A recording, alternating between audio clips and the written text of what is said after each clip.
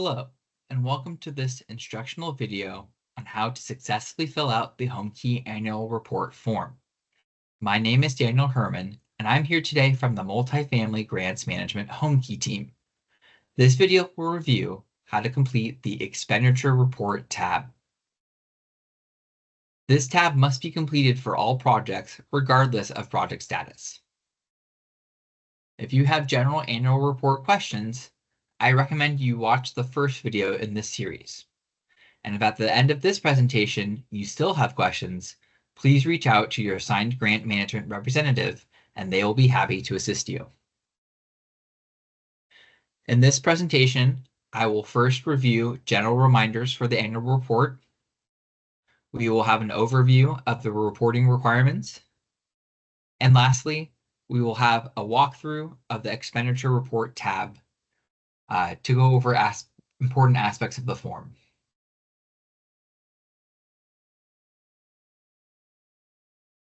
So first, important general form reminders. Ensure that you download the latest version of the form from HCD's website. How to do so will be in the previous video.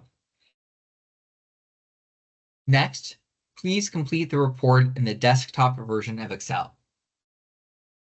Make sure that instead of completing the report by doing it through the browser, open up the document in the app version instead. And this will allow you to enable macros. Save a version to perhaps your desktop or in your documents, open up the app, and when you're prompted, please enable the macros. That will allow you to access various dynamic parts of the form. Next, please complete all required tabs of the report as applicable. There will be specific directions within the form guiding you on which tabs to fill out depending on your overall project status. But for this tab, the expenditure report tab, it will be required for all projects regardless of project status. Next, please fill in information for all fields in yellow. The fields in green are for HCD to complete, and the fields in yellow are for you, the grantee, to complete. Submit completed report to your assigned grant management representative. This should be the person who is your daily contact for HCD for your HomeKey contract. Please submit your completed report to this person. And lastly, when you submit your report, please include all relevant supporting documentation as applicable. In certain parts of the report, especially this tab, the expenditure report tab, you'll be prompted to include supporting documentation for expenditures made.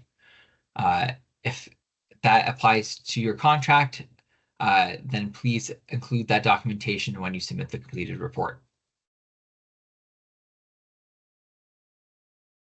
Next, we'll be going over the reporting requirements. So as I've stated, there are different sections of the report, 6 sections in all for grantees and then 1 for HCD only.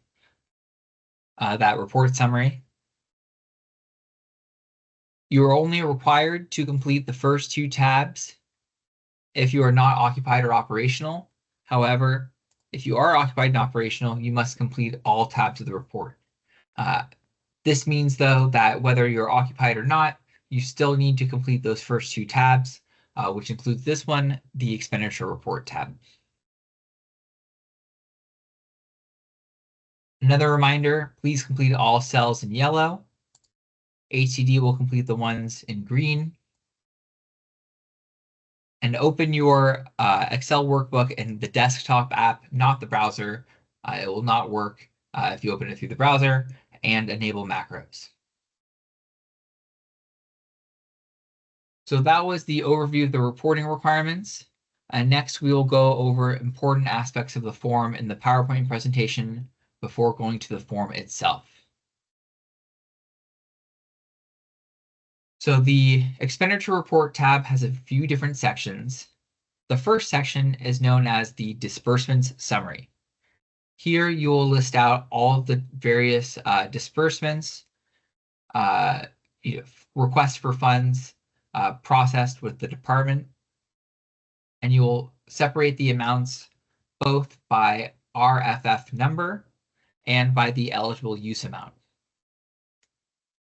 So say you had an RFF disbursement for acquisition for $5 million in your first RFF, you list it there in that column.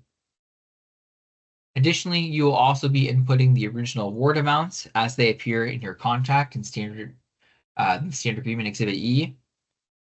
And if you had toggled on the previous tab in the grantee certification and project status tab that you are round 2 project that has had a flex form processed, here you will also enter the flexed amounts. That way we can track the difference between what was originally awarded, what was originally dispersed, and what the adjusted amounts are.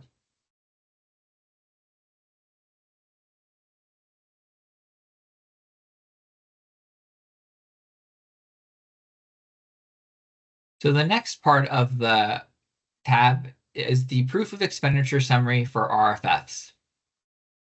As you all know, RFFs can be either for funds already expended, this is a reimbursement, or it's for funds not yet expended, processed as an advance.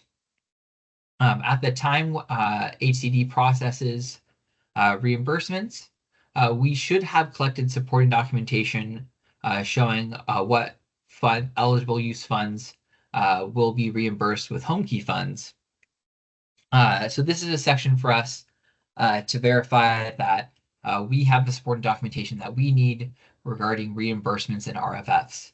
So you'll replicate the work from the first section, breaking up disbursement amounts by RFF number, except here you'll also break down the amounts as it was requested, advance versus reimbursement. And that should be a field marked on the original RFF form you submitted, whether the funds were a reimbursement or an advance. So you can always refer back to those documents to see what was originally processed. And then as the grantee, you have this field to complete. Did you submit proof of expenditures for reimbursements? I believe it's probably best just to reattach any documentation you have, even if you've previously submitted it, just to make it easy for us to follow along the expenditures made. But if you don't have that readily available, you can include that to your grant management representative. But again, I would highly recommend you reattach it, even if you believe you've previously submitted it. So we can verify the expenditures match what we have on file.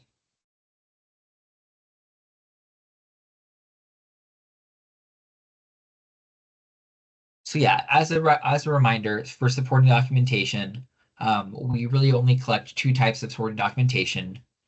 For the acquisition eligible use, we will accept a settlement statement or a closing statement showing the amount paid with the specific address and the closing date. And for all other eligible uses, rehabilitation, new construction, relocation, capitalized operating subsidies, we will accept a general ledger. General ledger that shows the credits and debits, the dates those were made, date of the ledger, line items, line item descriptions if possible, and so that we can easily track when expenditures were made, if those expenditures were considered to be eligible uses, and were those expenditures made within the reporting period.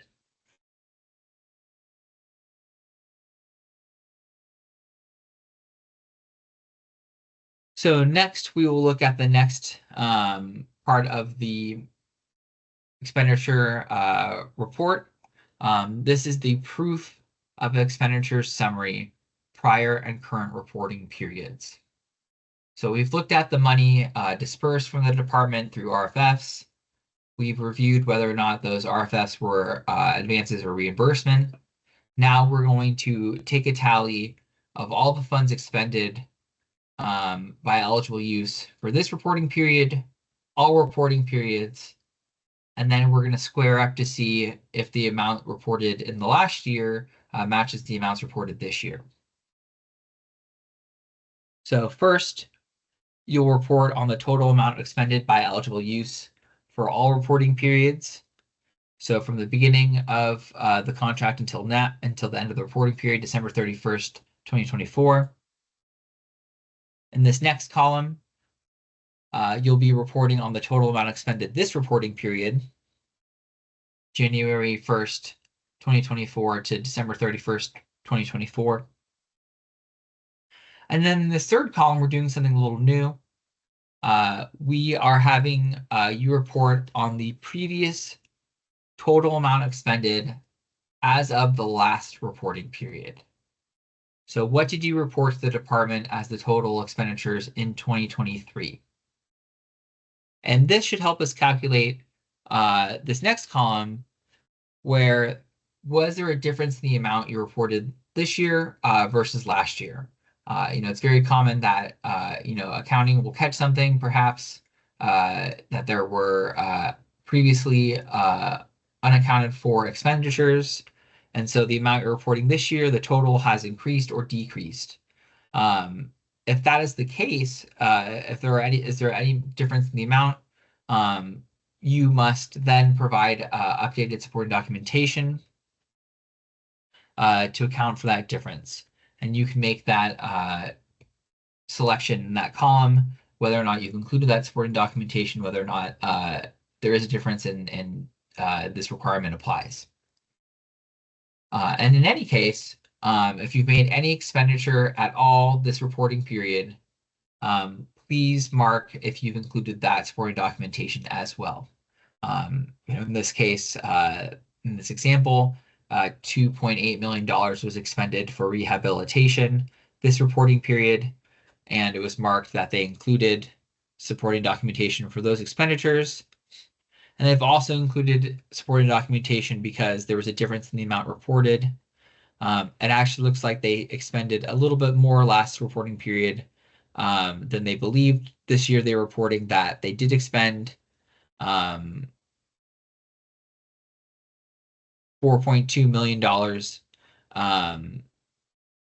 in the previous reporting period, whereas last reporting period they only reported $4 million. So again, this is an opportunity for everyone to get on the same page and for us to verify where the home key expenditures are being used and if they're for eligible uses.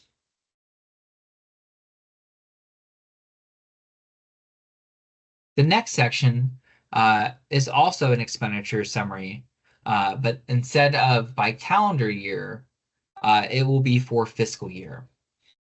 And by now you should have received notice of this change, but reporting requirements moving forward, we are going to extract the expenditure reporting from the annual report. So this is the last time that the expenditure report and annual report will be combined into one. And this is because of this section.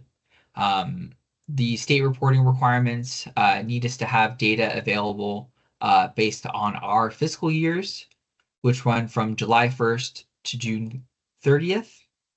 So from now on, our timing needs have changed, where we'll need data for the previous fiscal year ending June 30th by the end of July.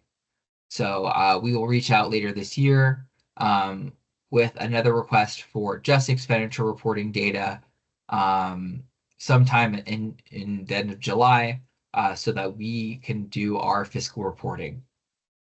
But for this report, this last one, we're doing sort of a transition. We're having the calendar reporting and the fiscal reporting. And we really just overall appreciate your help in making this transition. Two separate reports this year, but moving forward, it should make everything easier and help align everything according to the state's requirements. Again, if you have any questions about this, please reach out to your grant management representative. Overall, this section is relatively simple, and the format should look familiar because it does mirror the milestone completion workbook.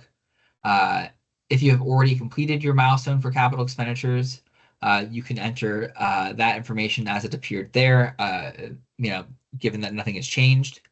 If not, please break up your expenditures by fiscal year as they currently stand.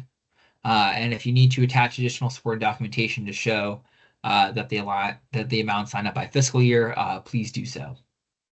And again, if you have any questions, please reach out to your grant management representative.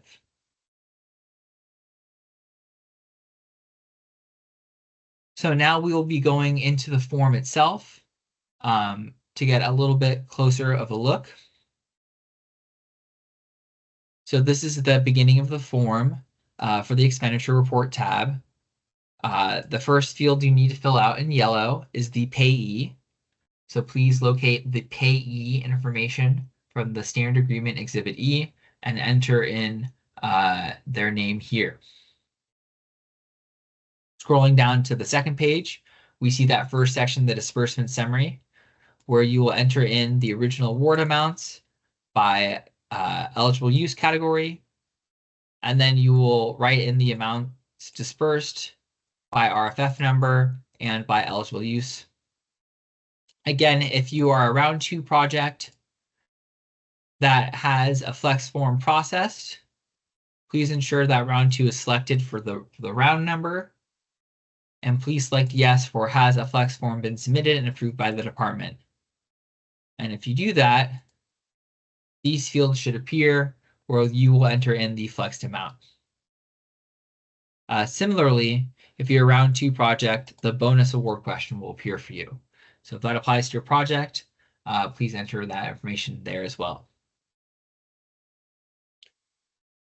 Here is that second section, the proof of expenditure summary, RFF reimbursements, where you break down the RFF dispersed amounts by whether it was an amount for an advance or reimbursement.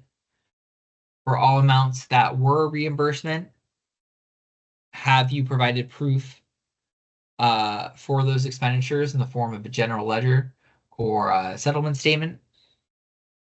Yes or no? The third section is the proof of expenditure summary, prior and current reporting periods. Here you're going to report on the expenditures made by eligible use for all reporting periods. This reporting period, the amount as reported last period, and if this is the first annual report for this contract, then it'll just be zeros for this column. If there's any discrepancy identified, have you provided updated supporting documentation? And if you have expended any amount this reporting period, have you provided supporting documentation?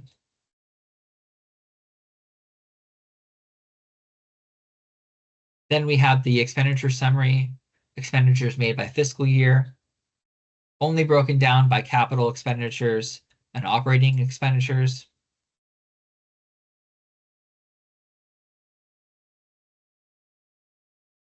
And then we come to the last two sections, 4 and 5, where we will be listing funding sources.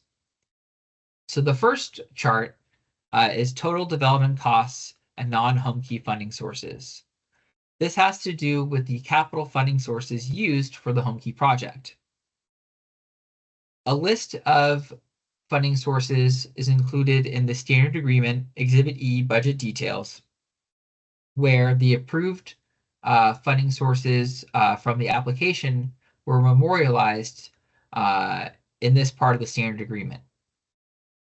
So essentially this table is having you repeat those funding sources, or if there's any change, you're informing the department of a new funding source or a reduction of a funding source. And we're also interested in the lien position if it's recorded on title, what lien position it is, seeing that the home key use restriction being in the first lien position is a requirement of the program. So the first question asked here, has the project, does it have a new matching funding source not listed in the standard agreement or previously approved in a budget detail adjustment review form? So perhaps there is a new funding source not listed in the standard agreement, but it has been approved through this previous process. through the budget detail adjustment review form. So if you're reporting any new funding sources, please be prepared to go through that budget detail adjustment review process. So enter in all information in yellow as applicable. And then the last section, section 5, is for operating sources. So it asks the same question: are there any operating sources for this project that are not listed in the standard agreement or had been previously approved by the department in a budget detail adjustment review form? Yes or no? And not only will you list the funding sources down here, but we would also like to know the number of project-based vouchers in the project, and then the total monetary value of those vouchers. So this will give us a sense of, are the funding sources the same? What is the current budget? And if there are any new funding sources, the department needs to review and approve those, as well as verify that the lien positions do not interfere with the use restriction. And the two tables are broken down by capital and operating.